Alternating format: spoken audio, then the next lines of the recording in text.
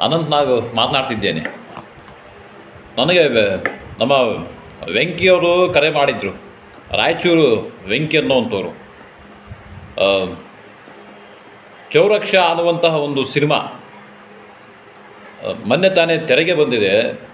ದಯಮಾಡಿ ಎಲ್ಲರೂ ಕೂಡ ಆ ಚಿತ್ರವನ್ನು ನೋಡಿ ಅಂತ ನಾನು ಹೃದಯ ತುಂಬ ಹೇಳ್ತಿದ್ದೇನೆ. ಯಾಕೆಂದರೆ ಸಾಮಾನ್ಯವಾಗಿ ಈ ಕಲಾವಿದರನ್ನ ಬೆಳೆಸುವಂಥ ಗುಣ ಇರೋದು ನಿಮ್ಮಂಥ ಪ್ರೇಕ್ಷಕ ಪ್ರಭುಗಳಲ್ಲಿ ಮಾತ್ರ.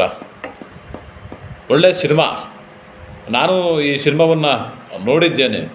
ನನಗೂ ಲಿಂಕನ್ನು ಕಳಿಸ್ಕೊಟ್ಟಿದ್ರು ನಮ್ಮ ರಾಯಚೂರು ವೆಂಕಿಯವರು. ಒಂದೊಳ್ಳೆ ಸಂದೇಶ ಇರುವಂಥ ಸಿನಿಮಾ.